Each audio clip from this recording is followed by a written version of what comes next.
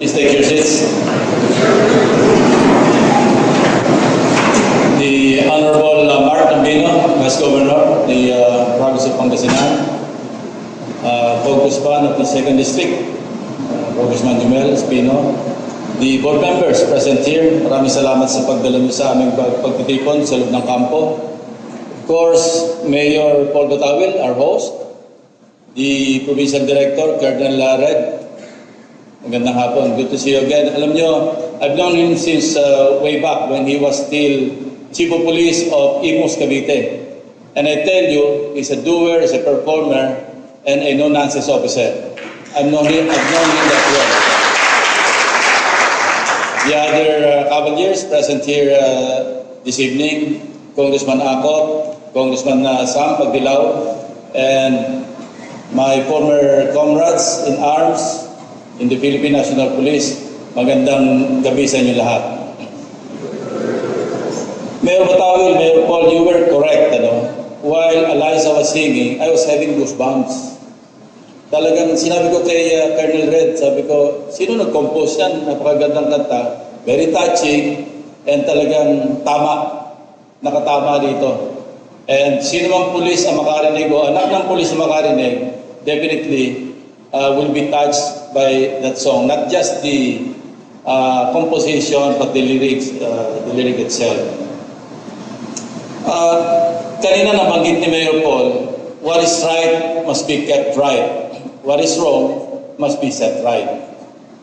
I vividly remember the first time I uttered those words was on November 16, 1999. Ang occasion, it was an assumption speech, and a part of my assumption speech, when I was appointed the Chief of the Philippine National Police in 1999.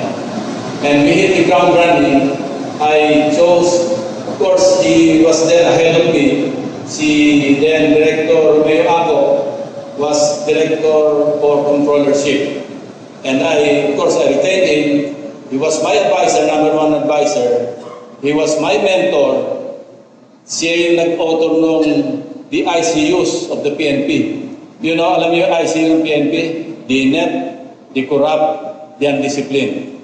Siya rin yung nag-put forward ng idea ng antidote sa ICUs, 8, aptitude, integrity, discipline. And as I said earlier, we hit the ground running. And we live and led by example. First example, sabi ko, henceforth, and he can attest to this, nandiyan sa harap natin si General Ako. Sabi ko, yung distribution ng resources ng PNP from before I took over, nasa kung hindi 50-50, 60% ang naiiwanan sa headquarters, national headquarters, and all the headquarters level, at yung 40%, yun lamang ang bumababa. So we started reversing the distribution of the MOE. Not just MOE, even the logistics, pati yung gasolina and everything else to 15% to 85%. And that was the time when I checked with our chiefs of police. And some of you, yung mga ranking police officers who were then chiefs of police of the different municipalities and cities can also attest to this, na kung hindi nagdoble, nagtriple, sometimes nag-quadruple pa yung pondo na natatanggap nila noon. And that's the way it should be. Because headquarters just for policy. Headquarters just for monitoring, for giving guidelines. Ang workforce nando sa baba. And true enough, the police slowly but surely regained its lost glory. And I remember at that time, the PNP got the highest approval and trust rating. I think we were hitting 73%. Ang natatandaan ko noon, disapproval or distrust rate, distrust lang sa PNP, 11%. Meaning, only 1 out of, literally, or technically, only 1 out of 10 Filipinos ang hindi naniniwala sa PNP. Why? Probably yun yung mga kamag-anak ng mga criminals that we were chasing at that time. Because we cannot also win them all. And I also remember in year 2000, we founded yung tinatawag na PNP Foundation Incorporated. Why? Because we wanted to take advantage of the goodwill ng ating mga kababayan to contribute to that foundation. And it's a unique foundation. And I think some of the municipalities, even some of the provincial commands all over the country, received or were the recipients of donations from the PNP Foundation Incorporated. Ako po ngayon yung chairman because merong ban ng chairmanship sa foundation ng within the 3-year period na upon retirement of a chief of the Philippine National Police. So ako yung current chairman and I'd like to inform you na if you need some equipment, hindi naman ganong kalaki, we're donating yung tablets, computers, tapos yung pang-iwaran.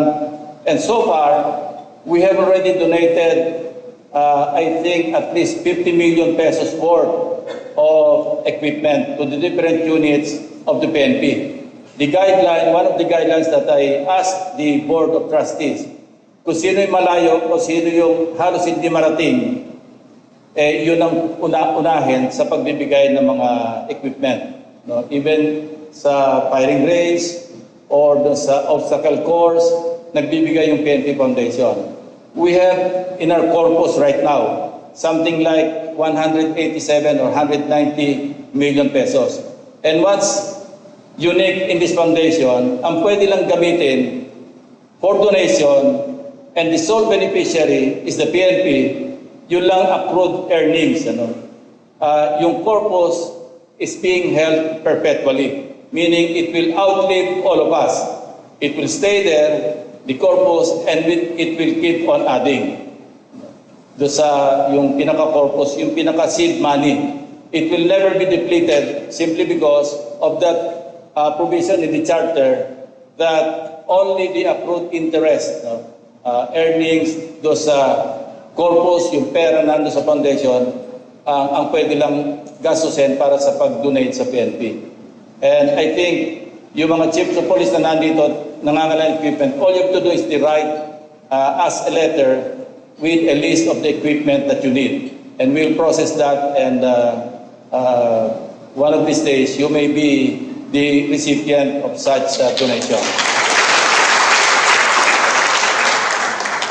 I also mentioned earlier, di ba, we hit the ground running. Ang unang target namin noon, inadyaran ako, yung tinatawag na cotton cups. Because, alam niyo naman, di ba, ang tingin na lang ng mga kababayan natin sa ating mga kapulisan noong araw before we took over. And I have seen how the PNP has evolved into a more professional and more disciplined organization since that time. Because ayaw natin namang masabi na yung police parang kalaban sa halip na kakampi ng ating mga kababayan nagiging kalaban pa o kaya iniiwasan. I remember telling our policemen at that time na hindi ba masamang pangitain yung pag ang isang motorista naglalakbay, especially at night, and he could see a mobile car parked at the end of the road. Instead of passing through that road to feel safe, to feel secure, they will try to avoid that road and find another road because sabi nila, delikado yan, merong pulis. Hindi ba dapat dyan tayo dumaan dahil safe tayo dyan dahil merong pulis? Dapat ganun ang mindset ng mga kababayan natin.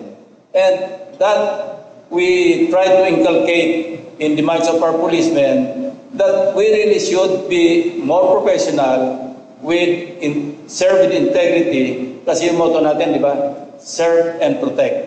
Hindi yung do disservice to our countrymen.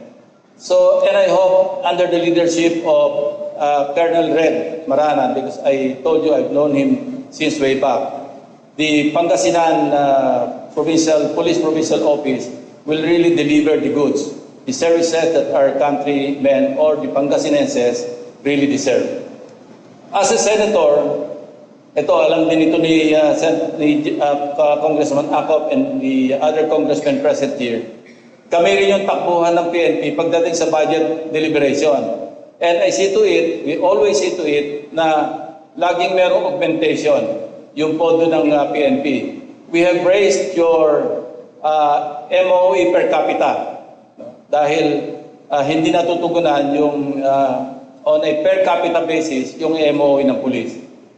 Yung maintenance ng mga equipment, kahit yung mga bagong procured yung mga equipment, we make sure that there's an augmentation in the national budget to address the maintenance and services of those equipment that were procured by the PNP. And we'll continue doing that.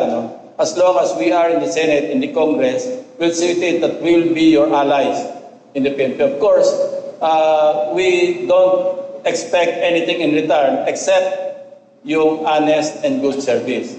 So I would not prolong anymore my message. Baka nagiging lecture type na yung sinasabi ko rito. But the long and short of it, just do your work, do your job with utmost honesty and integrity. Maraming salamat at nagkatipon tayo rito. Magandang gabi sa inyo lahat.